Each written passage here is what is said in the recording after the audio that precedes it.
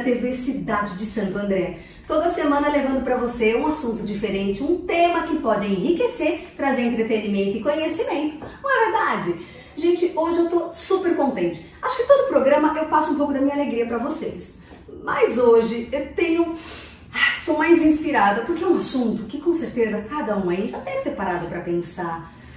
Vocês já pensaram de onde veio os seus talentos? Quando vocês pararam para enxergar aquilo que de repente faziam com maior naturalidade? O talento de fato?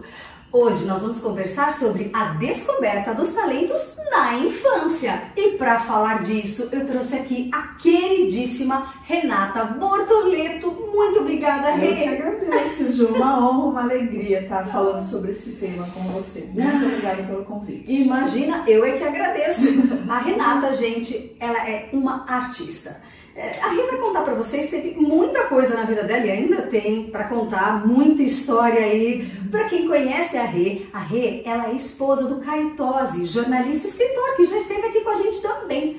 Rê, obrigada pela tua presença, que vai ser super enriquecedor o nosso programa. E conta um pouquinho pro pessoal conhecer quem é a Renata, como que a sua carreira começou, né? Que eu sei que tem muita coisa aí nessa história. Sim, eu sou uma pessoa com muitas atividades e muitos interesses, assim, Ju. Eu brinco que com alguns anos de terapia eu consegui aí conjugar todos esses interesses. Mas eu sou jornalista por formação, né? Com um grande interesse, trabalho desenvolvido na literatura, hoje mais focada aí na literatura infanto-juvenil e também na atuação, né? Tenho um grande envolvimento com o teatro e com o universo da palhaçaria, né? Então, assim, para fazer um resumo bem resumido, assim, são esses os universos que eu trafego hoje. Puxa vida, então olha só que interessante, Rê, jornalista, escritora,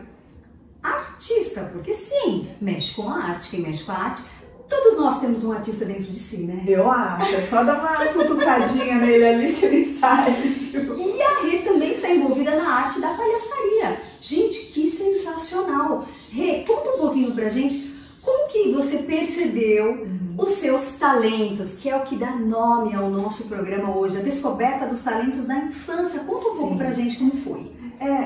É muito interessante, Liana, porque assim, eu fui percebida, né? Mais do que me percebi, eu fui percebida. Então eu brinco que eu tive uma professora de escola pública na periferia de São Paulo, uma mulher negra, uma professora completa, que me olhou e me enxergou, assim, sabe como quando uma professora te atravessa, assim, entende quem você é. Eu tinha 7, 8 anos de idade, então, assim, as minhas redações eram lidas na escola inteira, né? Eu tinha ali aquelas atividades que a gente tem de teatro e ela muito ali do meu lado, estimulando. Então eu tive a sorte de ter essa figura, né, da professora que me entendeu, assim. E isso norteou as minhas escolhas e desenvolvimentos durante a vida, assim. Então, falo sempre para os educadores aí que estão nos assistindo com esse carinho de olhar a individualidade de cada criança, de cada jovem, porque isso realmente é determinante. Tive outros mestres, obviamente, no decorrer da minha vida, mas principalmente nessa fase, né, do primeiro setênio, segundo setênio, ali 7 aos 14 anos, quando você vai tentando entender o que te emociona, vamos dizer assim, alguém estava ali para me olhar, sabe? Então isso foi muito importante, sabe? Quando você fala emociona, né, a emoção, muitas vezes na correria do dia a dia, a gente deixa de ver o outro, de entender a emoção do outro. Quantas coisas passam pela nossa cabeça, muitas vezes más interpretações do outro, ou por não conhecê-lo, ou talvez até pela falta de interesse para com o outro. Por isso é importante, eu conheço muitas pessoas, e Rê, você é mais uma que coloca a importância do professor na vida, né? Porque é uma pessoa que pode olhar diferente e fazer com que essa pessoa acredite em si. Então, meio que essa professora fortaleceu você, a sua autoestima, Exatamente, ela valorizava tudo que eu fazia, assim, né? Então, ela deixou marcas em mim e essas marcas, elas se apresentaram em momentos muito importantes da minha vida. Na hora que eu fui tomar a decisão de faculdade eu faria, do meu envolvimento e paixão pelo universo das artes, né, da ficção, para esse lugar mais do subjetivo, ainda que eu tenha uma formação como jornalista que é totalmente voltada ali à criação de notícias pautadas na vida real, mas o meu envolvimento posterior com a dramaturgia, com a ficção, com a literatura, com o teatro, tem muito daquela semente que ela plantou ali na infância, assim. Por volta do primeiro e segundo ano deve ter sido. Com 7, 8 aninhos, ali, primeiro e segundo ano, exatamente, que é a idade que tem minha filha hoje. Assim. Que bonitinho. Como é que ela chama a sua filha? A Maria. Me conta uma coisa, na sua família tem você como jornalista e com essa questão da ligação com as artes, e tem mais alguém na família também? Ou é só? Não, só eu real, assim, na família inteira, eu fui a primeira que... Pelo menos nesse recorte, né, tem ali, tem 2 primos envolvidos no mundo do design, mas esse recorte da escrita e da atuação sou a única mesmo, assim. E a questão da dramaturgia entrou porque, pelo que percebemos, você sempre escreveu bem, pelo menos a professora percebia isso, e aí foi fortalecendo essa sua escrita. E a questão do passo para a entrada no mundo da dramaturgia, quando que começou? Foi também uma situação muito inusitada, viu, Ju? Porque assim, eu tava ali, hoje eu tô com 43, eu tava ali na casa dos 28, 30, bom, contei que fiz muita coisa na minha vida. Entre os 28 e 30 anos, eu estava finalizando uma jornada no mundo corporativo. Eu fiz jornalismo, fiquei um período em redação, e depois eu fiquei uma longa jornada no mundo corporativo, entre Banco Real e Santander, né? Depois Santander comprou o Real, mas nunca me desliguei do conteúdo, da escrita e tudo mais, sempre produzindo conteúdo, e é uma outra coisa que eu levei para a vida, porque hoje eu continuo produzindo conteúdo para o corporativo através da minha empresa, da minha marca. Mas naquele momento de 28 aos 30, que eu tava ali com 8, 9 anos já de corporativo, que a gente brinca que é o retorno de Saturno, que a gente tem aquela crise existencial, que você fala, meu Deus, o que eu faço da minha vida, não quero mais quem eu sou e tudo mais, eu vi que eu não queria mais o corporativo, que eu queria uma trajetória solo, né, como empreendedor e tudo mais. Nesse mesmo momento, eu lembro que inclusive eu tirei algumas férias, fui viajar pro exterior, e eu voltei dessas férias, eu caí na Praça Roosevelt, onde tem o grupo dos Sátiros. Né, um teatro, um grupo de teatro muito importante para a cidade de São Paulo, um teatro com uma atuação totalmente alternativa, de uma dramaturgia contemporânea. E eu tava lá encantada, tava sendo o festival dos sátiros, que acontece nessa época do ano, final do ano, outubro, novembro, né? E eu fiquei encantada, eu fiquei entrando de peça em peça e fiquei louca lá, perdida na Praça Roosevelt. E aí eu me encantei. Então eu brinco que eu vou sempre retomando coisas do passado. Então aquela menina que fazia ali teatro na escola se encantou de novo com aquele universo, com aquela caixinha preta que é o teatro. E aí eu decidi, por ali mesmo, estudar atuação, encontrar alguns mestres também na escrita dramatúrgica, né, que inclusive foi onde eu conheci meu marido. Enfim, então eu fui começando a desenvolver a atuação e a escrita dramatúrgica a partir dessa experiência dos sátiros. Em paralelo, eu estava ali me desligando do mundo corporativo e abrindo a minha empresa. Isso passa pra gente aquela imagem, né, da frase, nunca é tarde pra gente começar, porque cada dia é um novo começo. Exato. E dar voz a esse desejo que muitas vezes vem de um talento que você já tinha, sim, mas que até então não tinha e talvez não teve uma oportunidade interessante para começar. Sim. Nossa, que volta, né? São ciclos, né? Exatamente. E a pessoa, a Rê estava contando aqui pra mim, eu acho que é legal comentar, você teve uma pessoa que, logo que você entrou pro mundo da dramaturgia, você conheceu o Caio Tosa, é isso? Isso. E aí a palhaçaria até então ainda não tinha um espaço, porque ainda tem a questão da palhaçaria. A palhaçaria entrou aí, porque foi nesse período de desligamento ali do mundo corporativo. Por exemplo, quando eu fiz a minha formação, eu fiz uma formação de 2 anos na linguagem do palhaço, né, na linguagem do Clau, pelos Doutores da Alegria. Eu tenho essa formação, eu sou integrante de uma das primeiras turmas ali. Eu fiz essa formação, né, justamente nesse período. Eu ainda estava trabalhando no banco quando eu fiz o curso, assim, né?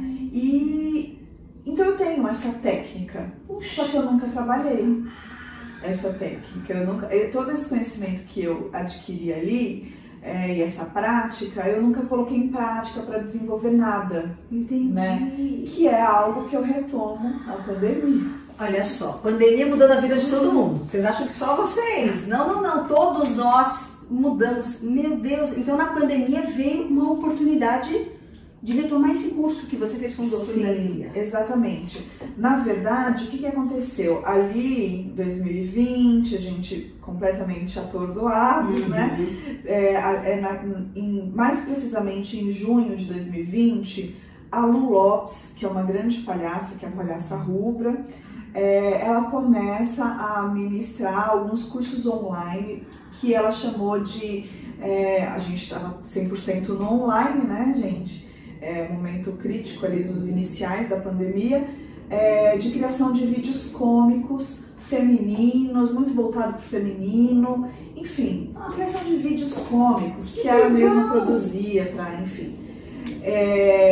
Então brincar com um pouco com essa linguagem, às vezes colocando o nariz, enfim.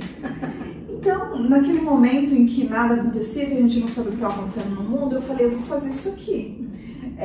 E foi quando eu me conectei, me apaixonei perdidamente pela Lu e fiz lá essas práticas, fiz alguns vídeos que foi um sucesso, meu Instagram nunca bombou tanto. Olha só, gente, vai ficar o Instagram da Rê para vocês conhecerem, porque eu já vi alguns que são hilários, mas eu não vi todos. São entre 6 e 8, eu fiz uma grande leva nesse período. Assim. E as coisas foram... retomando tempos depois. Eu fiz um presencial com ela em 2021, né, no ano passado, em dezembro, que era uma oficina um pouco mais light, assim, para iniciantes. Mas agora, em 2020, no mês de março, eu retomo com ela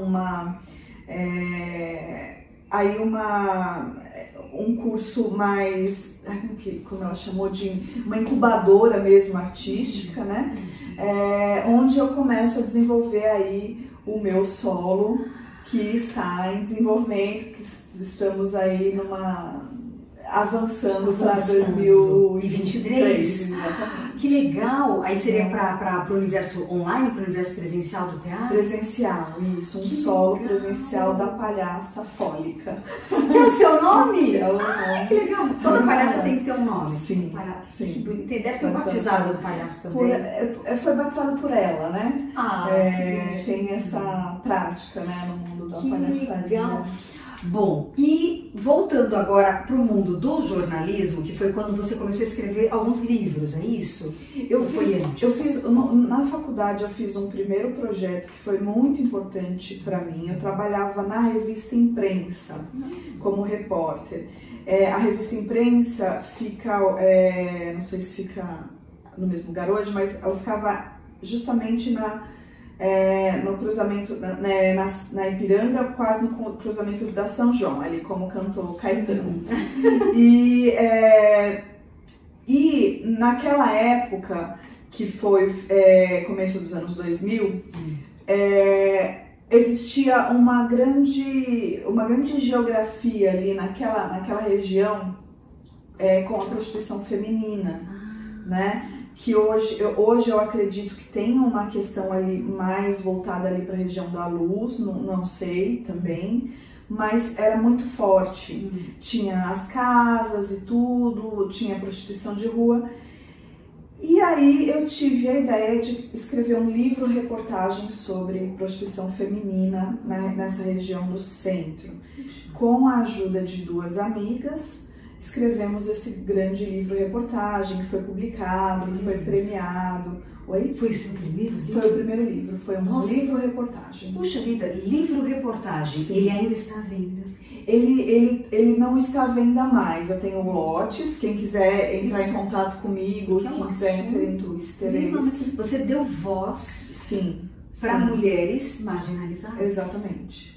Nossa, deve ser um livro riquíssimo. É um livro que eu tenho muito carinho, assim, foi um livro muito ovacionado na faculdade, foi rapidamente publicado pela editora Carrem, enfim. Mas foi uma experiência como jornalista muito intensa. Muito intensa. Foram 2 anos de trabalho, de visitas e também da oportunidade de romper com os próprios preconceitos que temos, né? E conhecer essa realidade e de exercer o ofício, né? Então me deu cancha, assim, como jornalista.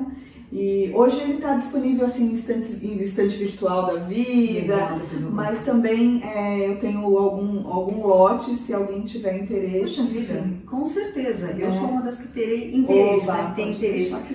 Porque é importante, a gente está falando de talento e muitas vezes, né, as pessoas não têm o coração tocado, né, por alguém e o talento às vezes fica ali adormecido. Quantas, né, mulheres que estão nessa questão, né, numa situação que muitas vezes acreditamos nós, né, que é uma situação que são colocadas, né, nisso pela realidade, né, e que não tiveram oportunidade. Eu acho que é importante a gente, pais, mães, professores, todos vocês estão assistindo, eu inclusive, nos colocarmos numa situação de o que eu posso fazer pelo outro também.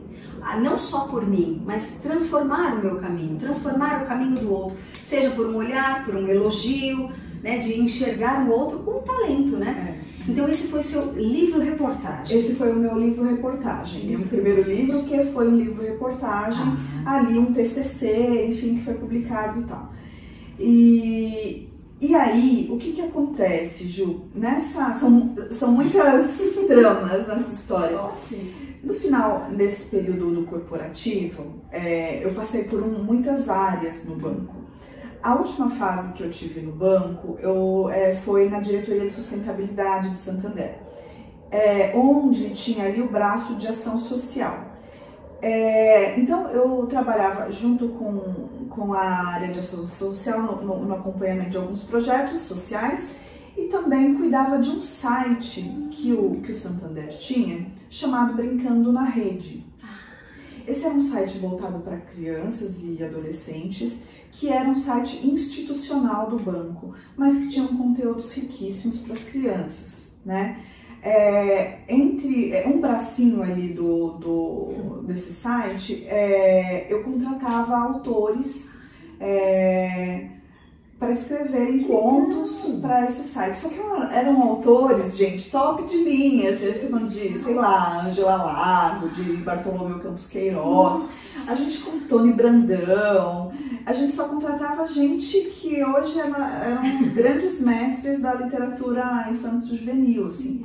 Então, naquele momento, que eu estava vendo ali meus finais e começos, eu também coloquei o pezinho na literatura infanto-juvenil, né? Que daí eu retomo, vai cortando ali para anos mais tarde, quando eu conheço o Caio, que é um grande escritor juvenil, né? E que eu me sinto muito estimulada a brincar com isso também. Que foi o seu início. A descoberta talvez o seu primeiro talento descoberto, questão da arte pela escrita. Justamente. Que bacana! Que daí é quando eu entro na ficção para crianças e jovens. Puxa vida! Nossa, assim, eu tenho muita coisa. A vida da Rê, assim, são muitas gavetinhas, né? E às vezes uma gavetinha dentro da outra que tira a sua história. Exato. O Rê, dos livros que você já escreveu, você se recorda de algum que foi talvez ou o mais encantador ou o mais difícil de escrever? Teve algum que... Então, nessa jornada que eu começo ali muito inspirada pela trajetória do Caio, pela minha experiência ali com Brincando na Rede, eu começo a tirar dentro de mim alguns escritos, vamos dizer assim, que são resultados um pouco da minha experiência como adolescente, assim, dessa menina muito no mundo da lua, dessa menina que tinha muita insônia, que ouvia vozes, que era muito do além, assim, né? Eu era uma adolescente meio que do além, assim, e uma adolescente muito inquieta, muito... Não, por que isso funciona desse jeito? Por que o mundo é assim? Por que o mundo é assado? Por que as injustiças acontecem? Eu era essa adolescente inconformada, assim, com as suas questões. Então, eu vou colocando aí para fora alguns textos muito imbuída dessas memórias, assim, subjetivos de quem eu fui, assim. Então, eu vou construindo esses textos e muito, assim... soltos, vamos dizer assim,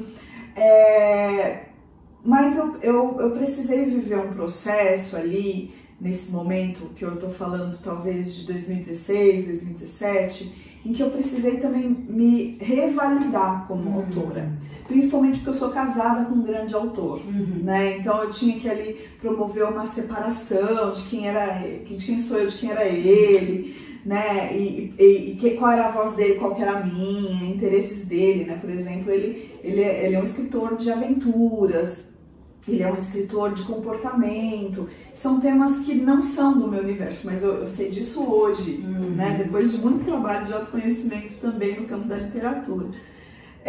Então eu fui escrevendo ali um livro que é um realismo fantástico para contar a história da Iris, né, que é essa minha primeira personagem do juvenil. Então eu consigo escrever A Menina do Dia, que é o meu primeiro juvenil, que foi publicado pela Editora Estrela, né, cultural. Mas nesse processo, eu digo que eu não repito mais essa façanha, mas foi importante para mim. Esse processo todo durou 4 anos. Nossa, 4 anos, né? Para me autorizar, para eu entender que tinha valor, para o meu editor ler, para eu dar esses originais para as crianças lerem também. Então, assim, para me deslocar um pouco do Caio. Então foi um processo longo, mas muito importante para mim, porque esse processo ele me coloca num lugar autorizado por mim mesma, que fala, continua aí. Sim. Você redescobrir quem você é. E os meus interesses, que eu gosto de escrever. Então, assim, A Menina do Dia é meu primeiro juvenil, que foi publicado em 2019.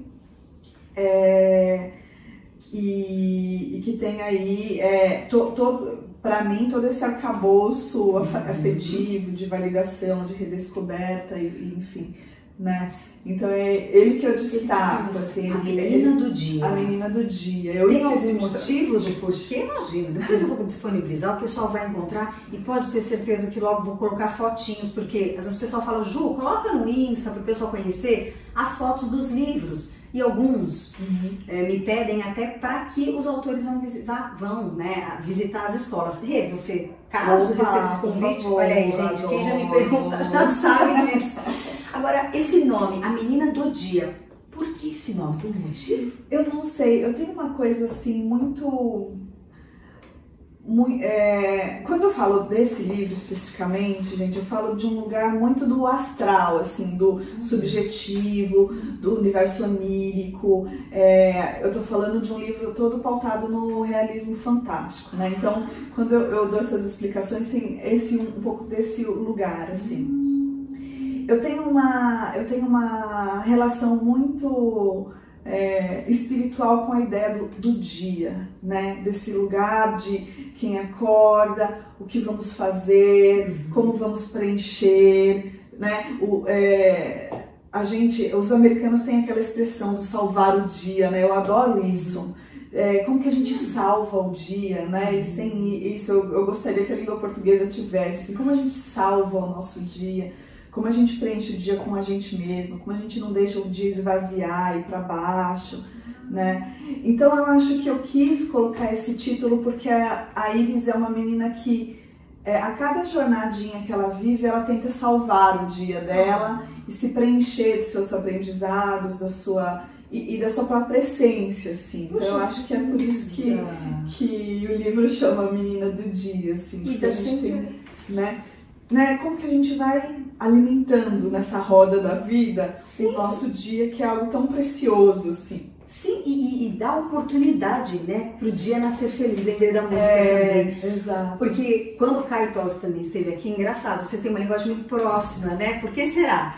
Ele falava muito sobre as pessoas às vezes enxergarem muitos problemas, às vezes as coisas nem começaram, né? Os projetos, a pessoa já tá vendo um problema ali. Vamos dar oportunidade, vamos abraçar isso. Porque problema a gente sabe que faz parte. Talvez a palavra problema é até pesada, mas obstáculos. E por que não aprender com eles? E às vezes até mudar a rota, né? Exato. Quantas vezes a gente muda a rota da nossa vida e melhora com isso? Além dela, conta um pouco, fala um pouquinho mais dos outros livros, os nomes dos outros livros, só pra gente conhecer. Então, A Menina do Dia. Então, eu tenho o segundo livro juvenil, ele tá saindo agora pela editora Elo, no começo do ano, que chama Coração Camaleão, que é a jornada de Maria Alice. Também eu tenho essa ligação com as meninas heroínas, né, essas jornadas solitárias, que se passa no universo de uma cooperativa de materiais recicláveis. E a Maria Alice tem uma questão que é a busca pela história da família de origem.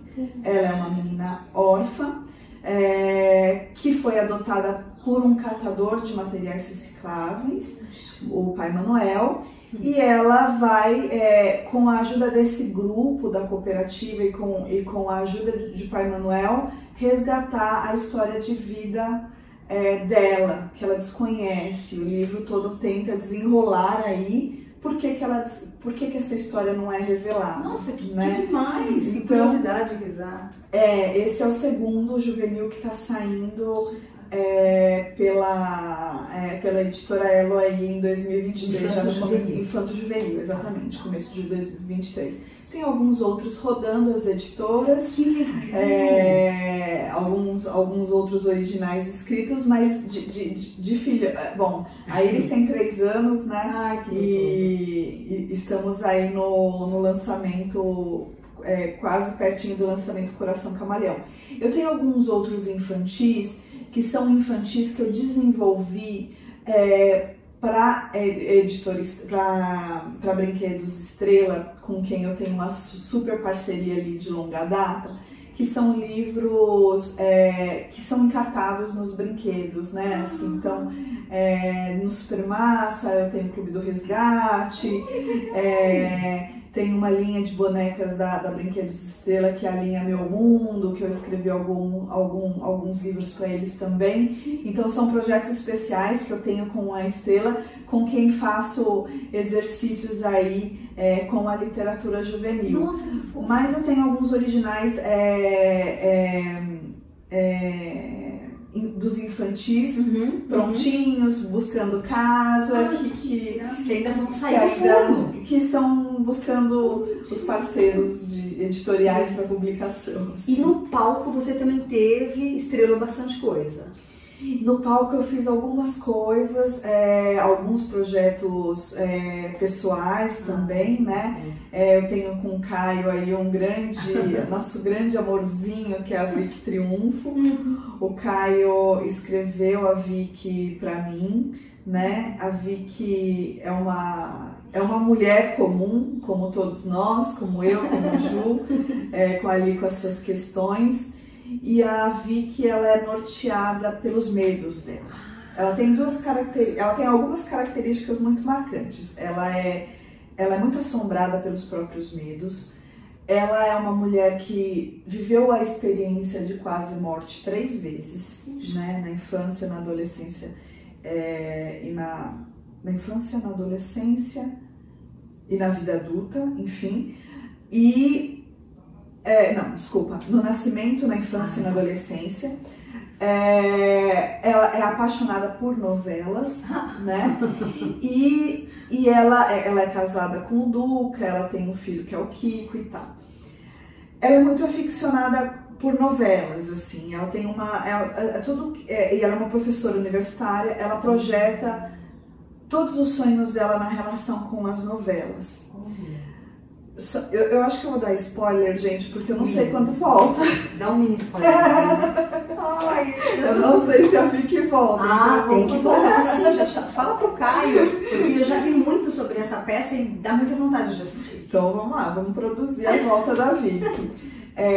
Ela se vê deparada, vamos dizer assim, não sei se é a melhor expressão, ela se depara novamente com os próprios medos que ela esconde, porque ela diz assim, eu quase morri 3 vezes, mas isso não é nada.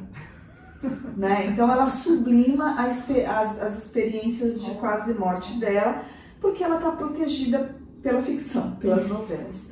Até que, aí vai o spoiler, o protagonista da novela dela morre.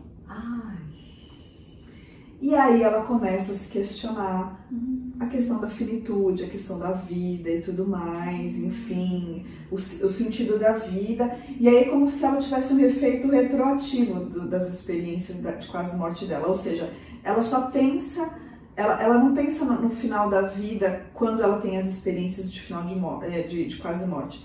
Ela pensa no final da vida quando o ídolo morre, né? Então, isso, a Vicky ganhou um valor na pandemia muito grande, né? Como a gente brinca que é como se a peça foi escrita em 2017, 2016, 2017, é como se a gente tivesse previsto a pandemia, né? A gente ganhou o edital com a lei Aldir Blanc, aí durante a pandemia apresentamos a Vicky online e ela estava atualíssima, assim. Justamente porque na pandemia nos deparamos com a perspectiva do fim, né, Ju? Então a Vicky estava mais atual do que nunca. Assim. Nossa, e reflete muito até a questão, por exemplo, de dramas emocionais, como depressão, pessoas que passam por situações. Nossa, ela tem muita história numa peça. Tem muita história. É uma peça que provoca mesmo a gente pensar na nossa vida. Sim. Parar para pensar o que estamos fazendo aqui. Não é? O que estamos fazendo no nosso dia. Exato. Vou evocar aqui a Iris. E quais oportunidades você está enxergando? Porque às vezes a oportunidade está ali, mas você não está vendo. Exatamente. Não está dando voz, não está tocando. Que coisa. Gente, eu tenho tanta coisa, mas eu preciso agora chegar na parte, meu Deus, apesar de eu querer falar mais sobre isso, na parte do teu trabalho também atual, você faz tanta coisa, que é voltado para a questão do ensino, da orientação à escrita. Você também tem essa atuação na empresa, né? Conta um pouquinho. Na verdade é um projeto também, gente. Meu dia tem 24 horas, viu? Eu não sei como eu faço. Talvez eu não dê conta. Enfim, tudo isso é uma grande mentira. Brincadeira. Foi um dos frutos da pandemia também, né? Eu falei, gente, estamos todo mundo aqui aprisionado. A pandemia teve esse efeito para muita gente. A gente olhou para dentro da gente, né? Falou, o que tem nessa caixinha de ferramentas? Eu acho que o próprio processo da palhaçaria foi isso, porque eu abri a minha caixinha ali e falei, olha, tem isso aqui, né?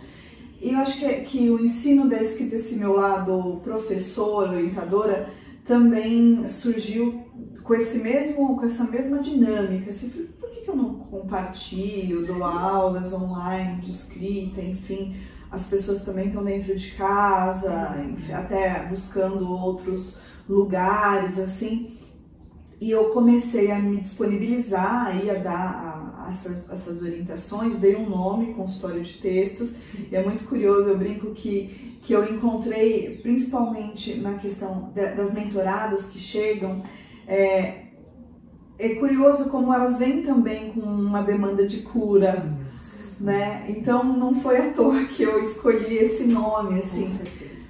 E interessante que só mulheres que chegam. Então eu tô entendendo que esse é um lugar, ainda que meninos, por favor, me procurem, mas é um lugar muito do feminino, assim, esses territórios, né, que eu fui construindo. E cada um vinha com uma demanda, eu quero escrever um livro de crônicas, ganhei um edital aqui, eu quero desenvolver meus relatos pessoais, eu quero desenvolver um livro infanto-juvenil, né? eu, né, Ju, como te contei, assim, com a formação como jornalista, meu envolvimento com a dramaturgia, com a literatura, eu tenho uma facilidade com a linguagem, né? Então, e também trabalho no corporativo. Eu consigo fazer qualquer coisa do corporativo, relatório, conteúdo de site, dramaturgia, peça de teatro, roteiro de vídeo, roteiro de evento corporativo. Eu tenho muita facilidade com a linguagem, né? Então, se as orientandas chegarem com qualquer demanda de escrita, eu consigo abraçar, assim, né? Então tá caminhando, assim, ainda tô no nível da semente, acho que ainda precisa de desenvolvimento, mas eu amo. Tudo. E os cursos online já começaram, né? Então, eu tenho feito 2 jornadas por ano, né, de grupo, que é uma no começo do ano e outra no começo do segundo semestre. Uma acabou de começar, um pouco atrasadinha, mas começou agora no dia 3 de outubro, mas também tenho mentorias individuais, caso alguém se interesse, fique aí só me procurar. Para compreensão da escrita, gente, o mundo da escrita é mais do que um mundo, é um universo, né?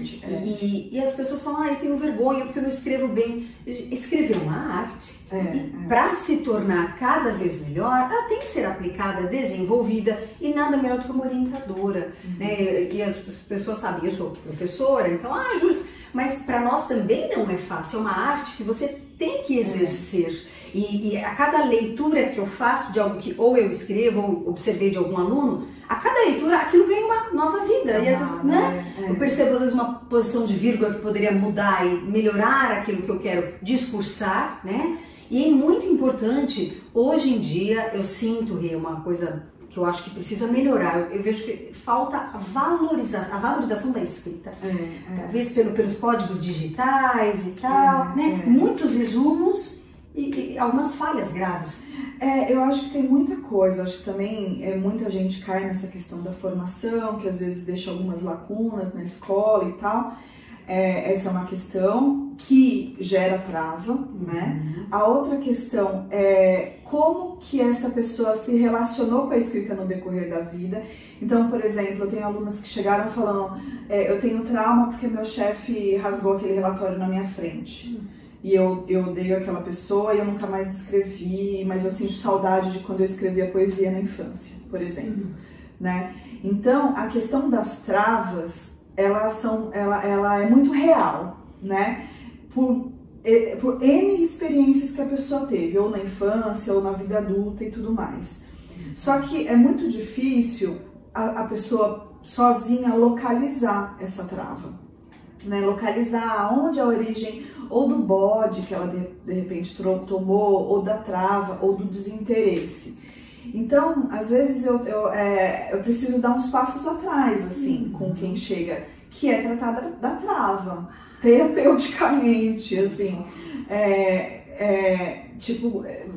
limpar essas imagens dessas pessoas, dessas cenas e tudo mais, voltar, às vezes, para a infância, quando sentia prazer em ter o caderninho, escrever a poesia e tudo mais, para ir resgatando, assim. Tanto que, para muita gente, eu uso o recurso analógico na hora de aplicar os exercícios. Vamos brincar, vamos para folha de sulfite, pega aí canetinha, esquece o computador, vamos escrever à mão para retomar o prazer, para retomar essa relação corporal com a escrita, assim, para retomar o prazer mesmo, assim, o analógico. E depois a gente pensa em computador. É como se você fosse uma terapeuta motivacional, Rê. Um pouco. Porque você E aí a gente volta até pro tema do programa, porque você, o tempo inteiro, você está mexendo com talentos que às vezes estão adormecidos e essas travas prejudicam a pessoa nessa redescoberta. Porque é sempre um momento de redescobrir, né? E é isso. Também vivi, não digo que eu não vivi essas fases que eu precisei me validar, mas assim, as histórias que a Ju tem para contar, só ela vai contar, né? Que é uma outra ideia que quem chega para mim vem, eu não escrevo, aí a pessoa tem lá 80 cadernos escritos durante toda uma vida, mas eu não escrevo. Então, que ideia temos, né? A gente precisa ser Clarice Lispector para ser uma escritora? né? A gente vai colocando esses altares inalcançáveis, e eu brinco também que eu tive uma sorte de ter um grande mestre, que é o Marcelino Freire, né, na escrita, que ele ensinou a gente a escrever do mesmo jeito que a gente come arroz com feijão, assim. Ele desacralizou a escrita. Então, assim, é muito importante a gente desacralizar a escrita para torná-la possível, torná-la para nós.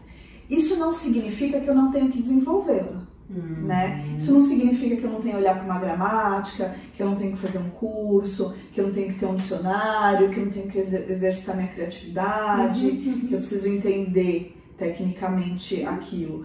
Mas é de outro lugar que estamos falando. Não precisamos ser a Clarice. Se você for a Clarice, eu vou achar incrível. O Carlos Drummond, enfim, esses grandes, né, esses grandes escritores.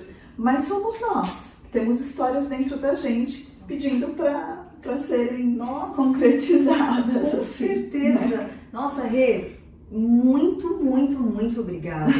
Um prazer. Nossa, é um prazer inenarrável estar aqui com você. Quero que você venha outras vezes, porque é um prazer. Eu sei que você tem muitas gavetinhas, a gente pode abrir várias. Oba. Até porque 2023 vai chegar com a sua nova projeção, nova antiga, né? Que volta aí a questão da palhaçaria. E eu quero você aqui para falar disso. Oba, vai ser um prazer. Já estou aqui. Poxa, obrigada mais uma vez. Obrigada mesmo. Convite, gente, amei a entrevista. Estou aqui com um sorriso enorme, porque realmente foi um prazer estar com ela e aprender, assim como vocês, a como a gente pode educar para transformar, não é verdade? Muito obrigada mais uma vez. Fiquem aqui na TV Cidade de Santo André, sempre com novidades para você, e no meu programa também. Um beijo grande e até a próxima. Tchau, tchau.